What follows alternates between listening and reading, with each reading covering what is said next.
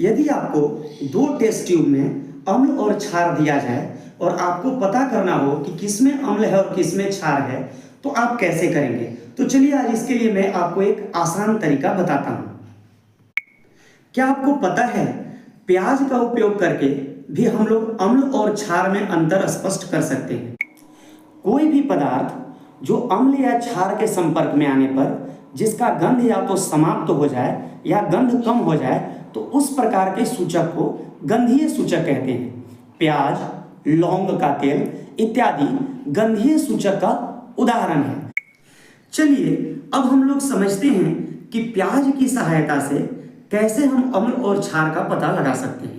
इसके लिए प्याज के रस को निकाल लेते हैं हम लोग एक पात्र में, उसमें कपड़े को डुबा करके और कपड़े को फिर किसी ढक्कन बंद डब्बे में टाइट करके बंद कर लेते हैं। 1-2 दिन के बाद जब आप उसे निकालेंगे और उस कपड़े पर जब अम्ल को गिराएंगे, तो जो प्याज का तीक्ष्ण गंध है सल्फर के कारण जो उत्पन्न होता है, वह बिल्कुल भी परिवर्तित नहीं होगा। जबकि उस पर हम कोई भी क्षारीय पदार्थ डालेंगे या क्षार का घोल डालेंगे तो क्या होगा, उसका गंध कम हो जाएगा। तो इससे हम बड़ी आसानी से पकड़ सकते हैं कि कौन अम्ल है और कौन क्षार है। देखिए, जो प्याज का रस होता है उसमें एक तीक्ष्ण गंध होता है। यह तीक्ष्ण गंध उसमें सल्फर से युक्त यौगिक के कारण होता है।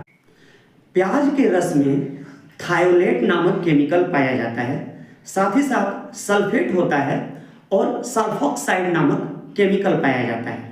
जब यह थायोलेट किसी क्षार के संपर्क में आता है तो यह सोडियम थायोलेट का निर्माण करता है, जिसके कारण प्याज का जो पंजेंट तीक्ष्ण गंध है वह दब जाता है या कम हो जाता है, जिससे हम क्षार की पहचान बहुत आसानी से कर लेते हैं। जबकि प्याज के रस का अम्ल के साथ कोई प्रतिक्रिया नहीं होता, अर्थात इसका गंध भी नहीं बदलता है। इस प्रकार हम लोग बड़े आसानी से प्याज के रस के गंध से अम्ल और क्षार का पता लगा लेते हैं।